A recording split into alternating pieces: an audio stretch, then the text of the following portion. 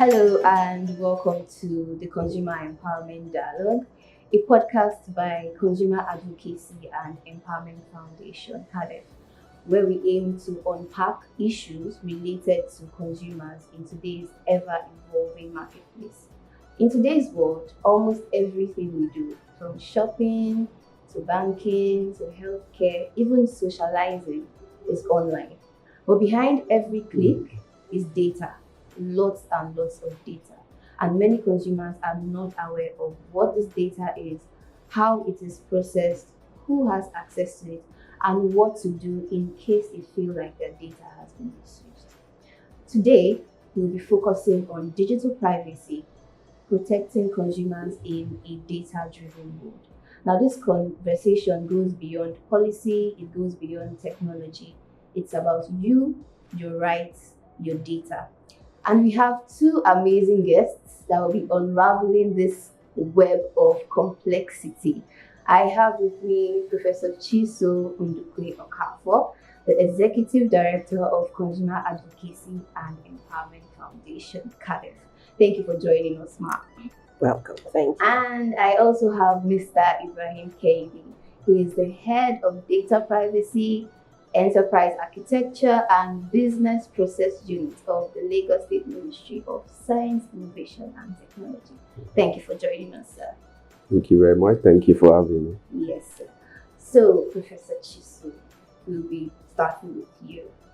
Seeing that consumers are now more online, they are sharing more and gradually losing control of their data privacy.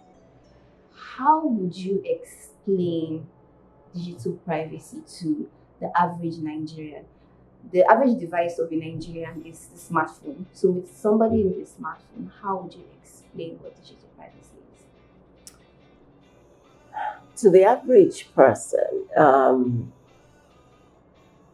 you'd want them to know that anything they do on their phone, anything they say, they're generating data.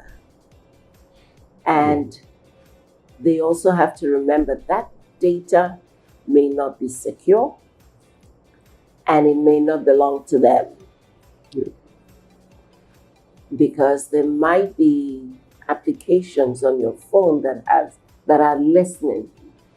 Have you ever had a conversation with a friend about shoes, and then suddenly on Instagram you start seeing shoe ads? Yes. Okay, you thought your conversation with your friend was private. It should have been private. But they're listening. There are apps that are listening. And so when you're talking about data privacy, it's understanding, one, that you have rights, that those rights are protected by law, and that there are things you can do if you feel your rights have been violated, but also to understand that as Nigeria is demanding that we become more digital, that there may or may not be enough security measures in place to protect your data. But the awareness is the first stage. How do we get the common man, the average person? You're talking about those that are not as educated. Even the educated person is clueless on what's happening with their data. So how do we get that awareness out? And that is a strategy that cannot be done by one person. It cannot be done by one organization. It cannot be done by one institution. It has to be all hands on deck. Thank you very much, Ma. That's a very insightful one. And you made mention of the common man. That if we ask the common man in this context, if he or she has any idea of digital privacy, we'll tell you, those are big words. That's for the people at the top. So, Mr. Kehinde, why do you think this concept of digital privacy is so complex? Why do you think it sounds so technical to the average person? Okay. So like you said, put it in context, right? It's not anything that is that big, for people not to be able to understand the concept. So let's look at what digital privacy is. So privacy is the right for you to be able to control your personal data. When we talk about personal data, what are the kind of what makes up a personal data? Personal data is basically any information I can use to identify you. So I have examples like your name, your address, your date of birth. We're even talking about unique identifiers like your BVN, your NIN. I don't know if you have your LASRA ID, even up to stuff like your MAC address. If I have your MAC address, I can actually use it to identify you, right? If I have your IP address. So these are what in the Nigerian Data Protection Act, it's referred to as personal data. So for digital privacy, the fact that you can control these sets of data I've just mentioned. So when I say control them, you should be able to know who has access to them. That's your right to privacy. You need to know what it's being used for. You should be able to control that. So for an average person, right, if you are the kind of person that uses social media a lot, right, and I'm sure for you to probably as a consumer, you probably want to sign up to a service, there are a list of things that are going to be required before you could actually do that, and these are one of the things I've mentioned because they want to know your name, they want to have your address, so you're giving out all this information, but you need to be able to control how that information is being used. So as a typical average person, that is not how would I put it? That is something that is not that big, and it's something that for digital privacy means that all this information that you're giving out, you should be able to have some sort of control over them. Okay, thank you very much, sir. So still on you, how do these organizations, I'm talking from different sectors, fintech, the social media, the technology companies, how do they collect this data? Okay. Yes. So good question. So it depends on the sector you are actually having to deal with, as a consumer. Let's say you go on Facebook, for example, right? Before you sign up to Facebook, there are some, you need to put in your personal data, right? Mm-hmm. And not just Facebook, any other online store, they give you all the set of data you need to put in. But you now need to start asking yourself, right? This data that I'm giving out, is it just for this particular organization, right? Because what happens is this. What the Data Protection Act actually says, as if you're a data controller actually means the organization that determines the purpose of which you collect data.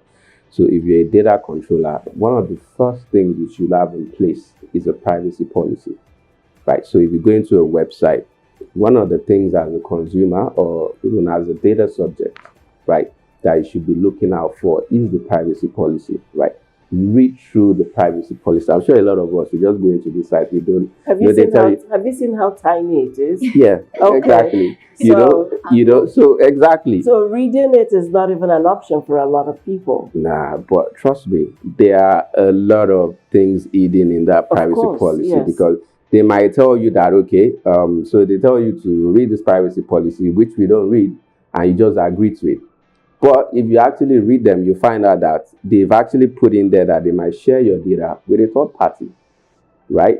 So once you've actually agreed to that, so you now realize that you sign up to a service, and next thing, another service is getting in touch with you, but they've actually put it in their privacy notice that they might share your data with a third party. So one of the first things you need to look at is your privacy policy of, what are they actually using my data for? I mean, how long are they going to keep my data for? That's the retention policy. I mean, as a data subject, so data subject is anyone that's actually gone to an organization and you've actually dropped your data with that organization. That makes you a data subject. You should know your rights as a data subject. Probably as we go along, I'll probably share the rights of what a data subject. I mean, those are the things. These are your rights. Those are rights that even though you've given down your data, that organization cannot misuse that data because number one, you have a right. In fact, you have a right of access, right? You have a right to be informed. Right to be informed means that I can write an organization that has my data and I say, listen, I want to have all the records of what I've shared with you. I want to know who you have actually shared my data with. That's they call it data subject access request. It's a DSAR. Right, and according to the NDPA, if you get a DSAL, so an organization gets a DSAL, you actually have 30 days to actually respond, to the questions of that, produce everything. If you can't do that within 30 days, you need to write back to the data subjects and let them know that, okay, I can't do it in 30 days, but give me so amount of more days, or time to actually comply. So those are the things you need to look out for as a data subject. I think I'm learning a lot. Honestly, majority of Nigerians do not read those privacy policies. Prof already mentioned they are very tiny.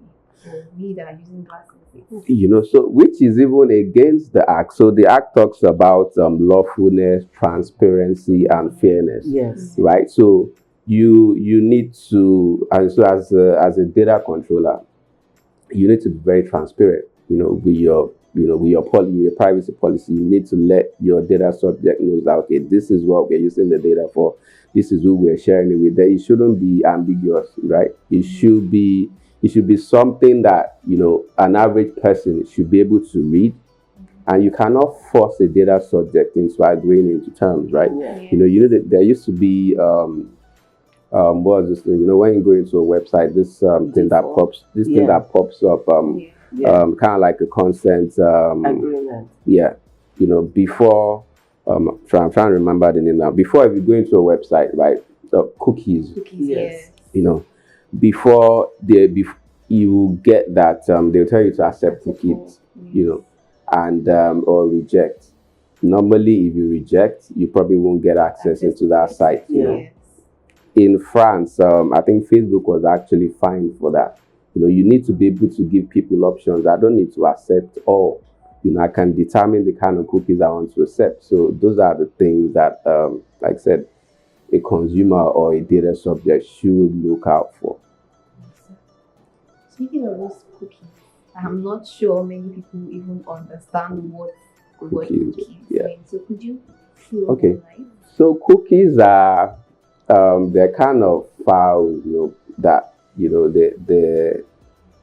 that actually tracks your behavior, right? So when Prof said that you might be speaking on the phone and next thing you see things pop up, a lot of the time, find that there's an application that will make you give access to maybe your microphone or something, right? But I'll tell you for a fact that once you've accepted cookies, right, you've now given that organization the consent to actually track your behavior on the internet. So when you go online, you might probably be someone that like looking at shoes, right? So what that cookie does is it looks at your behavior and it now does like what you call targeted ads at you. So this person likes shoes, then we start sending them shoes. This person has probably, I'll tell you one thing that happened, and it's not just the site, right? I was told to go, the commissioner sent me somewhere to go do, I think it was a presentation. What presentation was in Shomolu local government. So I put on my maps, Google Maps, typed in Shomolu local government, Bariga, and it took me to Bariga. So maps are saying that I was there for about maybe 3 or 4 hours. It's saying that I've been in this place for, next thing is it has done is it has now spoken to Facebook, because by the end of the day, when I got on my Facebook, I started seeing, the social media handle of Bariga local government was being pushed to me that, so you can see, like the correlation. So back to so that is what cookies does, right? They're actually text files stored on your computer or your phone that actually, monitors your behavior, right? And so that's when they tell you to accept cookies, you're actually giving them that consent to actually monitor your behavior, But even though people accept, you can actually go back into your browser settings to actually remove that consent, which a lot of people don't even know they can do. Or how to do it. So those are one of the advocacies, we try to teach people. Okay, thank you very much, sir. Prof, Mr. Ibrahim has mentioned that one thing consumers should look out for is the privacy policy whenever they are dealing with anything online. Is there anything else you think consumers can watch out for? Any signaling flags? Well, when it comes to data privacy, digital privacy, consumers need to understand why it is important. In Nigeria now, we're talking about the NIM-SIM connection. Yeah. Your NIN is now connected to your SIM. Yeah. And your NIN is connected to your BVN. And your BVN is your bank, is your money. So do you see the trail? Yeah. The dangers around you losing your shirt if you lose your SIM or somebody compromises your SIM. So people have to have the basic understanding on the major reason why it is important to be protective of your data, to be protective, digital protection. And if you look at the trend and the trajectory of digitization across the globe, you will now also see the need for you to be aware. Because if you're compromised now, it could affect your future immensely. There was a young man I was reading. As a child, the mom compromised their social security, which is like an NIN. So he now turns 18, starts the university, he can't get a school loan. And he owes electric bill from 10 years ago. The boy said, 10 years ago I was 8. How could I owe electricity bill? And there are other things that he took a bank loan. He says, I didn't. So he had to go to court, and it took him 3 years to clear his name, 3 years, and the cost of it. And so these are the dangers. The way we handle NIN, you go to the bank, they'll just use your phone and take a picture. That thing just gives me palpitations. My blood pressure, I'm like, whose phone is that? Is that your personal phone or the company phone? Even if it's a company phone, is the phone protected? Can somebody get access to the data of that phone? So it's understanding for the average consumer that you need to protect your NIN. I hear what he's saying about the Nigerian Data Protection Act, FCCPC, which is protecting consumers. And of course, I'm for the one who can sue anybody on behalf of the consumers. Gung ho, I'm for them, because consumers always get the brunt end of it. Yeah, they always do. And so, but it's important that as consumers, we also understand our responsibility. And our responsibility starts from knowledge. So there has to be awareness. Awareness, the CSOs, which CADEF is, the regulatory bodies, the organizations like them, the industry partners, they also have to have a sense of responsibility. Why should Facebook not contribute money in increasing awareness on how people's data is handled on Facebook? They're making money off of consumers, so they should spend money on consumers, increasing their awareness. Because remember, our motto here is an informed Consumer is an empowered consumer. And so the more information and awareness we can give a consumer, the more they're able to make decisions, strategic decisions or informed decisions regarding themselves. You can't expect the grandmother in the village that you just got their NIN because they said everybody should be filing personal income tax. Grandma will now has NIN. And somebody will say, Mama, have you done your tax? He says, I don't know. They gave me this paper, is what I would use. She takes the paper and hands it over to the person. The person quietly takes that information, goes to a loan app and applies for a loan, takes the money. Mama is not aware of what's going on. So the need for us to empower consumers, to inform them that this, and this should be protected.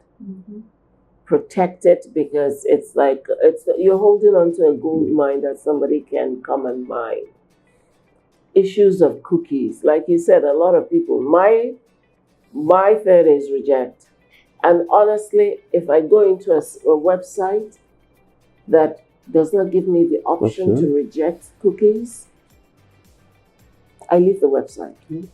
It's you're not that important to me anymore. If I'm not important to you as a consumer, then you're not important to me. I've been to sites where they're forcing me to the terms of an agreement. Some of these major companies, and I say, I'm not important to you, you're not important. I'm not going to read your article. And I move on. And so it's getting to that place where consumer voices become empowered to say, you need to give me the right to reject, to refuse. It's easy for them to say, go on your browser, go and deactivate, go and clean out your cache, and all of that. But how many people know how to what in God's name we're talking about, or how to, or why it's important? It isn't. And if Nigeria is going to become who we know we are,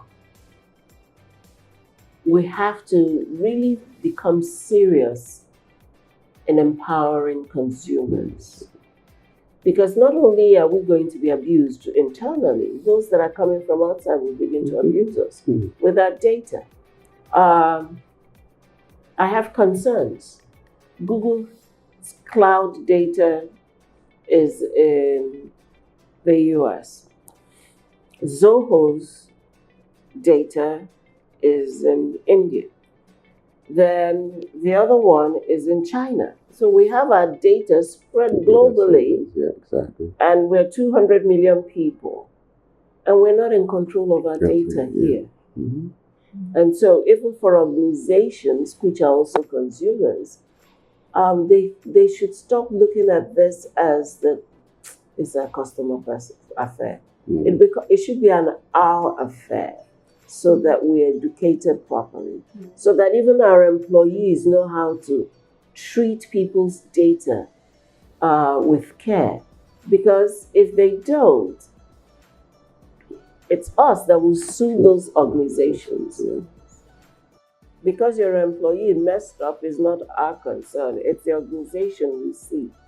So the faster we're able to come together to empower one another when it comes to digital privacy and awareness and inclusion too.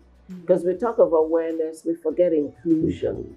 There are people that are automatically excluded, either because of disability issues,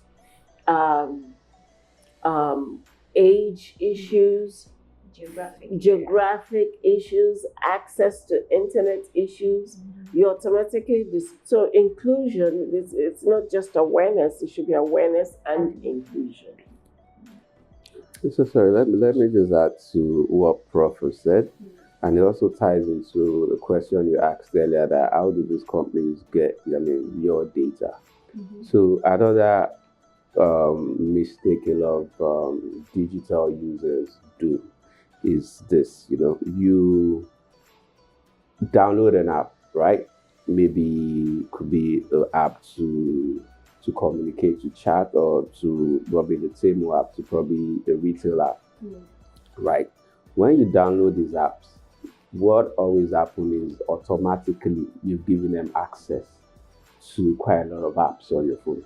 So you give them access to your contacts, you give them access to your gallery, you've given them access to your location, you've given them access to your mic, like we said earlier.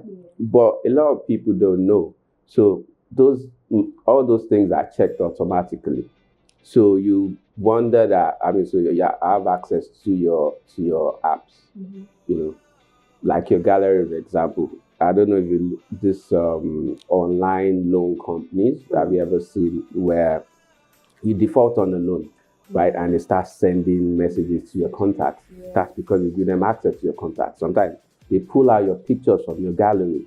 You wonder how they got your pictures. You're giving them access, right? So as a data subject, as a consumer, what I would advise is, if you have, downloaded an app, always go back. Me, I do that all the time. I go back to, there's a setting on your phone. You go into there, you look at your apps.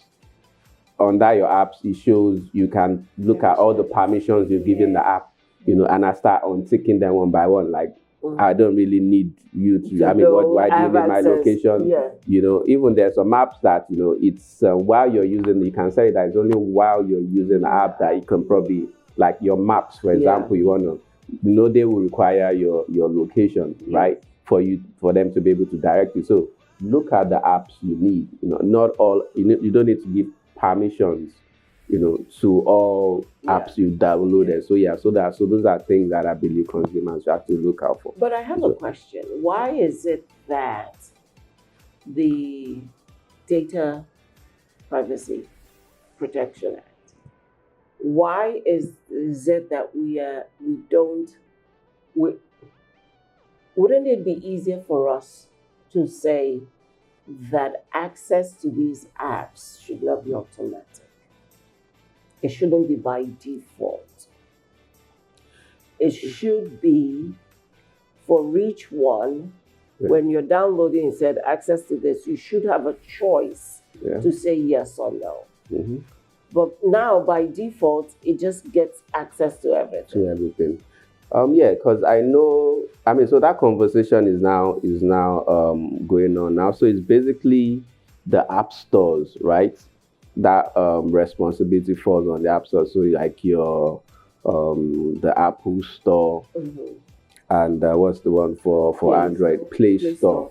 Because I know now, because like the loans apps that I gave an example, now the Nigerian Data Protection Commission, they've started going after them. In fact, they started being fined a lot. So I think now they're having these discussions with the app stores, right? If a loan company, if you're downloading a loan app, you shouldn't even let them have access to like your contacts or galleries. So that conversation is being, is ongoing right now. That not all apps. It should be. So you're saying that it should be the store's responsibility. Because if I'm a programmer, right, and I have an app, and I go on the store, it's actually the store that actually regulates how my application actually works on it. So I can say that, this application that is going into this store, anyone that downloads it, it should just be for the specific reason that it's being downloaded for. You shouldn't by the back door, start getting access to their contacts, their mic and whatever, But like I said, it's still down on the individual, because programmers, all these apps, they will want to find a way, So it's now left for you individual to now go into your device and start, unchecking all this, all these permissions. I think we said.